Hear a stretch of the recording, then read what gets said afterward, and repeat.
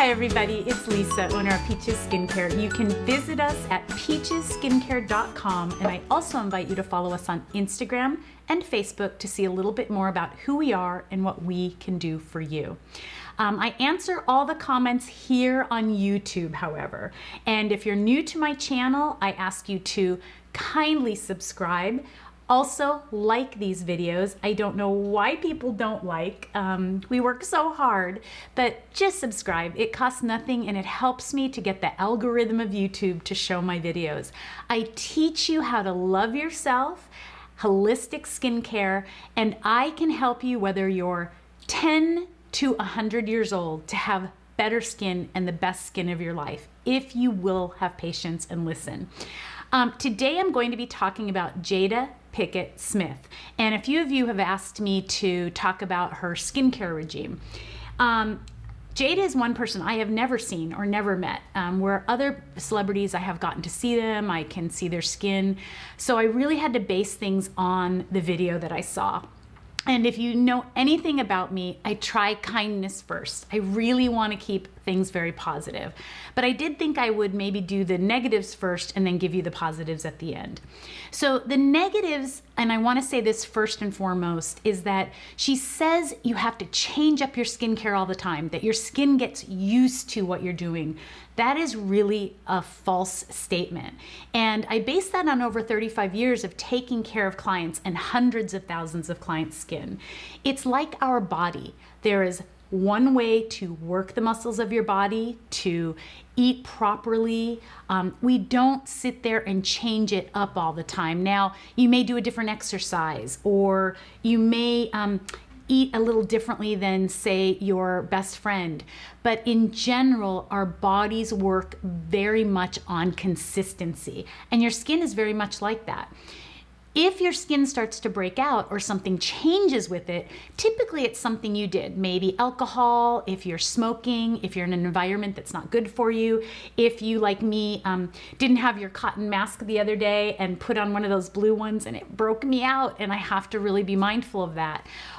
Or if you wear foundation or concealer. I ask everyone to look at your face if you're breaking out and suffering. And if your neck is clear and your chest, it's something that you're doing, and that is not me being cruel.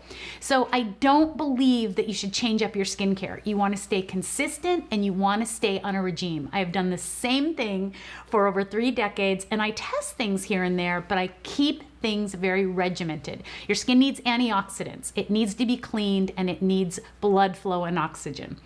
The next thing is, when I look at her face, and I'm trying not to be one to say this, I see no movement. So when I see someone that looks like they've had injectables, I often want to yell at the screen, how can you say this works? How can you suggest a moisturizer or an eye cream or a serum when you are obviously doing something invasive to your face? Now, I could be really wrong on this, and if I'm blessed enough to have Jada watch this video, please know I'm not being cruel. I just didn't see movement when she talks. When I talk, you see movement. If you're new to my channel, I wear no foundation or concealer. I keep things very real. You know, I'm growing out my gray hair. So that was one thing that I really did notice on her. Some of you you saw my J-Lo video, and if you saw her sing at the inauguration, you can see her 11s and you can see her wrinkles in her forehead. That's what I've seen. And I think that with Jada, I didn't see any of that, but it could have been lighting, or it could have been filters. I don't love that she steams so much. She's constantly steaming throughout the video. Steaming's very old school, and I think that when you steam, pores don't really open and close, but in layman's terms, they do. They swell up, oils may come out of them. It's a great time to do extractions. But what we have found through the years is that when we remove the callus layer, that is much more beneficial to the skin. So steaming may feel good, and maybe doing it once is great, but she does it throughout the video. So she puts on something that should be like face food for your skin, and then she steams, so she's really steaming it off. She's really getting it to just sweat off or purge. I also don't know if her dermabrasion machine she's using. I love microdermabrasion. If you're new, I just did a microdermabrasion machine video maybe 2 or 3 videos ago. Do not use those at-home devices, but I can't tell if it had crystals or if it was one of those files, so that was a little concerning. It's not about the suction. Suction does nothing. It really is about the crystals rolling over the skin and removing that callus layer and allowing the skin to do its job of purging and cleaning things out. I also didn't like that she put an oil on before microdermabrasion. You just simply don't do that. I love oils, but you don't do that before microdermabrasion. It can really cause irritations or problems to the skin. You want to hydrate afterwards. So I want to make sure I didn't miss anything. Oh, one more thing. She said that if you don't have a microdermabrasion machine, to use this special rag that has is like a dermabrasion rag or an exfoliating rag. Do not do that. Do not use things like that on your face. You can use a brush that swirls if you're going to use that kind of facial brush. If you want to use a 4AO, I love 4AO and I use that on my face, vibrating technology. Or use your fingertips or a clean washcloth. But don't use something like that to act as your exfoliation. And maybe she just meant it like I just did as far as using a washcloth. Okay, things I loved. Love that she mentioned to get behind your ears. Loved it.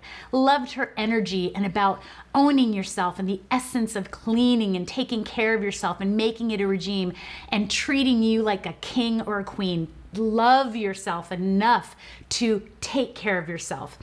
I love that she dermabrased all over. I think that's very important. You want to do your face, your neck, your chest, your décolleté. And I've told many of you before, I've actually done parts of the body on people. Love that she did a do-it-yourself mask. I like do-it-yourself. It just depends on what you're doing. She did avocado and honey. Love avocado. Antioxidant, very hydrating, so many benefits to the skin. I keep things very layman's terms here.